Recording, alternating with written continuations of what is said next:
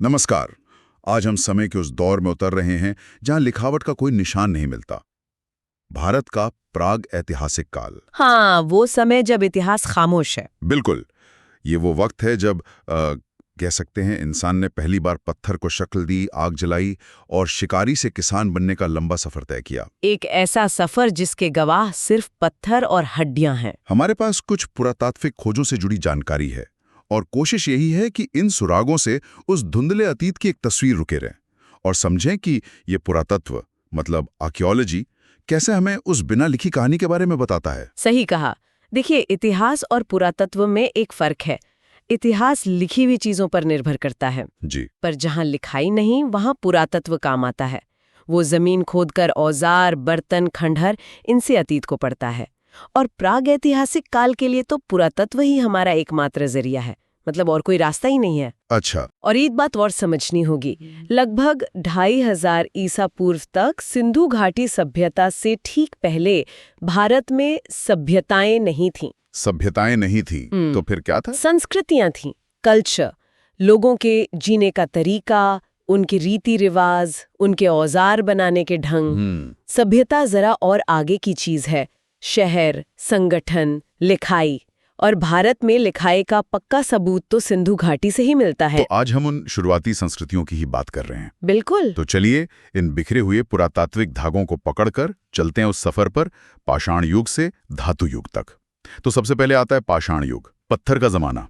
इसका नाम ही पत्थर पर है। हाँ, और ये बहुत बहुत लंबा दौर था। इसे औजारों के आधार पर बांटा गया है ना?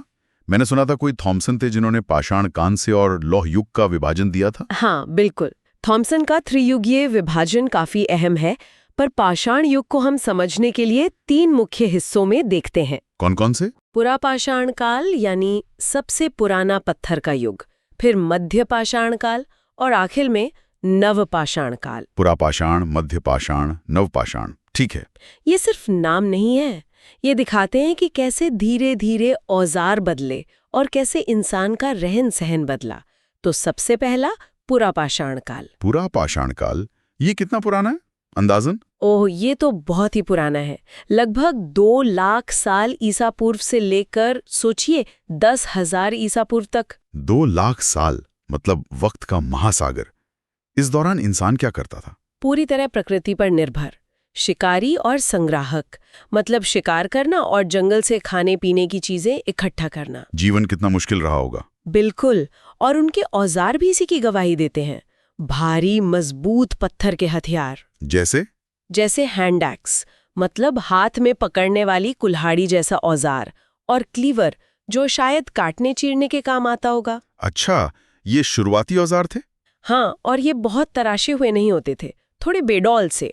और भारत में इन्हें सबसे पहले किसने खोजा? रॉबर्ट ब्रूस फूट, है ना? बिल्कुल सही, रॉबर्ट ब्रूस फुट। उन्होंने ही पहचाना कि ये मामूली पत्थर नहीं, इतिहास के निशान हैं। कमाल है। ये निशान मिले कहाँ हैं भारत में? कई जगह हैं। मध्य प्रदेश में भीमबेटका तो बहुत ही प्रसिद्ध है। हाँ, भीमबेटका का नाम तो सुना है। कर्नाटक में हुंसकी घाटी है, उत्तर प्रदेश में बेलन घाटी। ये सब पुरापाषाण काल के लिए जाने जाते हैं। भीमबेटका की क्या खास बात है? भीमबेटका में न सिर्फ औजार मिले हैं, बल्कि वहाँ की गुफाओं में हजारों साल पुरानी शैल चित्रकला है, रॉक पेंटिंग्स। अरे वाह, पेंटिंग्स भी? हाँ, और वो अद्भुत हैं। शिकार के दृश्य, नाच गाना, जानवर, बहुत कुछ। 1957-58 में इनकी खोज हुई थी। इसे यूनेस्को ने विश्व धरोहर भी माना है। ये तो भारत में मानव जीवन के सबसे पुराने सबूतों में से एक हुआ फिर। बिल्कुल।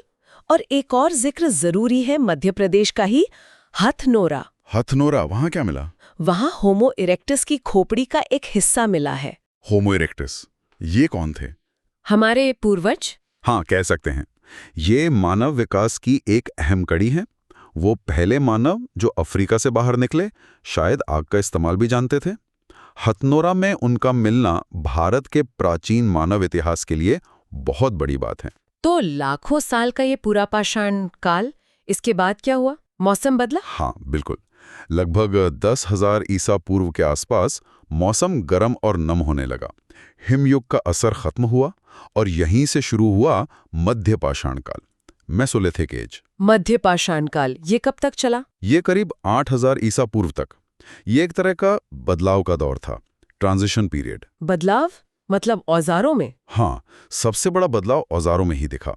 अब वो भारी भरकम हैंड एक्स और क्लीवर कम हो गए। तो फिर कैसे औजार आए? इस दौर की पहचान है माइक्रोलिथ, माइक्रोलिथ यानी बहुत छोटे पत्थर के औजार, कई बार तो बस कुछ सेंटीमीटर के, नुकीले, धारदार। इतने छोटे? इनका क्या करते थे? इन्हें अकेले इस्तेमाल नहीं करते थे। इनको लकड़ी या हड्डी के हत्थों में लगाकर तीर की नोक, भाले का सिरा या हंसिया जैसे हथियार या उपकरण बनाते थे। अच्छा, मतलब ज्यादा कॉम्प्लेक्स टूल्स बन गए। बिल्कुल, तकनीक बेहतर हो गई।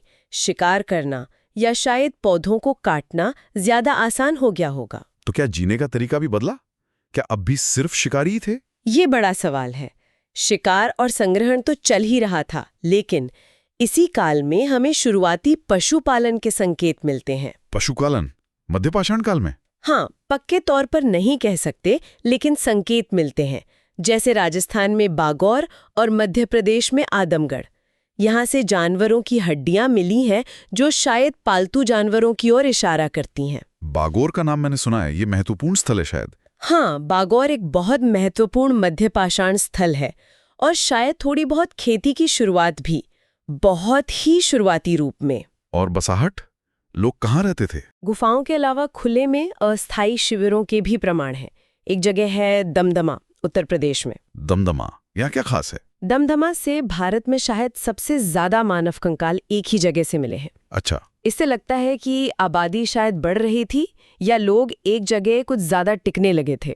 और ये संस्कृति कहाँ तक फैली थी? काफी दूर तक, पश्चिम में गुजरात से लेकर पूर्व में बंगाल तक। अगर हम पश्चिम से पूर्व देखें तो महादा, फिर लिखियानिया, पैसरा, बीरभानपुर, ये सब मध्यपाषाण स्थल हैं। ये दिखाता है कि इंसान अब अलग अलग माहौल में रहना सीख गया था। तो मध्यपाषाण काल एक तरह से बदलाव की आहट थी, छोटे औजार, पशुपालन की शुरुआत, इसके बाद तो बड़ा बदलाव आया होगा। हाँ, और वो इतना बड़ा बदलाव था कि उसे नवपाषाण क्रांति कहते हैं, न्यूलिथिक रेवोल्यूशन। क्रांति क्यों?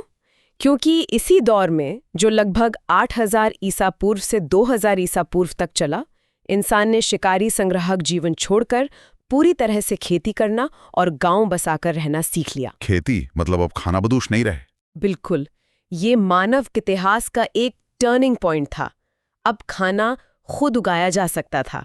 कौन सी फसलें सबसे पहले? सबूत बताते हैं कि गेहूं और जौ, मेहरगढ़ जैसी जगहों से इसके प्रमाण मिले हैं। मेहरगढ़? हाँ, और खेती का मतलब था एक जगह टिकना, फसल की देखभाल करनी होती थी। इसी से गांव बसे, स्थायी जीवन शुरू हुआ। जाहिर है फिर औजार भी बदले होंगे खेती के लिए? बिल्कुल, अब औजार ज्यादा अच्छे चाहिए थे। इस काल के औजार घिसे हुए, चिकने और पॉलिश किए हुए होते थे। पॉलिश किए हुए? हाँ, पॉलिश्ड स्टोन टूल्स, जैसे सेल्ट, जो कुल्हाड़ी जैसा होता था। ये ज्यादा टिकाऊ और कारगर थे। और कोई और बड़ी खोज? हाँ, मिट्टी के बर्तन बनाना, पॉटरी। सोचिए, अनाज रखने के लिए, खाना पकाने के लिए बर्तन कितने जरूरी रहे होंगे। सही बात है, ये तो पूरी जीवन शैली बदल गई। इस क्रांति के निशान भारत में कहाँ-कहाँ हैं? सबसे पुराने और महत्वपूर्ण स्थलों में से एक है मेहरगढ़। अब ये पाकिस्तान के बलूचिस्तान में है। मेहरगढ़, यहाँ क्या मिला है? यहाँ खेती और स्थायी गांवों के सबसे पुराने सबूत मिले हैं, लगभग 7000 ईसा पूर्व के। और कमाल की बात यह है कि दुनिया में कपास की खेती का पहला सबूत भी यहीं से मिला है। कपास मतलब कपड़े की शुरुआत? वाह! और भारत के अंदर? भारत में देखें तो बिहार में चिरांद है और कश्मीर में बुरज़ाहोम और गुफकराल। कश्मीर में बुरज़ाहोम और गुफकराल, इनकी क्या खासियत है? बुरज़ाहोम में लोग जमीन में गड्ढे बनाकर रहते थे, पिट ड्वेलिंग्स कहते हैं इन्हें। गड्ढों में? क्यों? शायद ठंड से बचने के लिए। और वहाँ कब्रों में इंसानों के साथ कुत्तों को भी दफनाया गया है। कुत्तों को भी? ये तो अनोखी बात है। हाँ, और एक कब्र में तो 3 मानव कंकाल एक साथ मिले हैं। ये सब उस समय के समाज और रीति रिवाजों पर रोशनी डालते हैं। गुफकराल का मतलब ही है कुम्हार की गुफा। अच्छा, और खेती में चावल वगैरह के सबूत? हाँ, गंगा घाटी में एक जगह है लहुरा देवा, वहां से चावल की खेती के बहुत पुराने, शायद 8000 ईसा पूर्व तक के सबूत मिले हैं। यानी अलग अलग जगह अलग अलग फसलें। बिल्कुल। और पशुपालन के लिए उत्तर प्रदेश में मेहगढ़ा है, जहां मवेशियों का बड़ा बाड़ा मिला है। और दक्षिण भारत में, जैसे आंध्र प्रदेश के उतनूर में, राख के टीले मिले हैं, ऐश माउंड्स, जो शायद गोबर जलाकर बने होंगे। तो ये था नवपाषाण काल।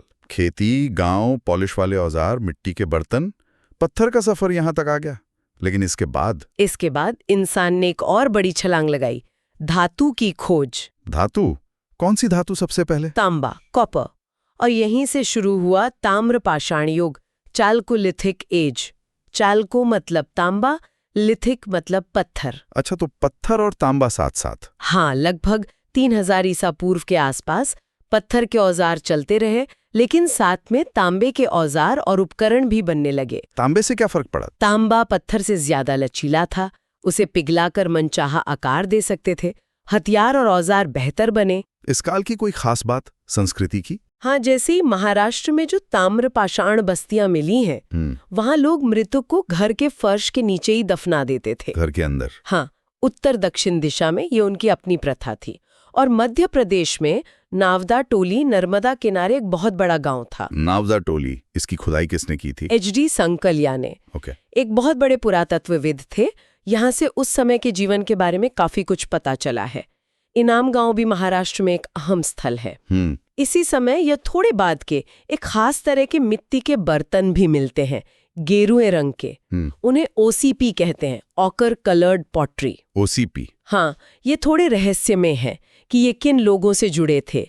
और फिर तांबे के बाद आई असली क्रांति, लोहा, आयरन। हाँ, उत्तर प्रदेश में अतरंजी खेड़ा जैसी जगहों से भारत में लोहे के इस्तेमाल के बहुत पुराने सबूत मिले हैं, शायद 1000 ईसा पूर्व या उससे भी पहले के। लोहे ने तो सब बदल दिया होगा। बड़े राज्यों के बनने का रास्ता खोला।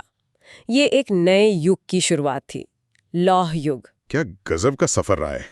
लाखों साल पहले के वो भद्दे पत्थर के औजार, फिर शिकार और संग्रहण, फिर वो छोटे माइक्रोलिथ, फिर खेती, गांव, मिट्टी के बर्तन और आखिर में तांबा और लोहा। हाँ, एक लंबा और हैरत अंगेज सफर। भीमबेटका की वो पेंटिंग्स, मेहरगढ़ का वो कपास, बुर्जा होम के वो गड्ढे वाले घर, नावदा टोली का वो गांव, हर खोज जैसे अतीत के अंधेरे में एक टॉर्च की तरह है। बिल्कुल, ये हमें उन लोगों से जोड़ती हैं जिन्होंने अपनी कहानी लिखी नहीं। पर जैसा आपने कहा, ये कहानी अभी पूरी नहीं है। नहीं, बिल्कुल नहीं।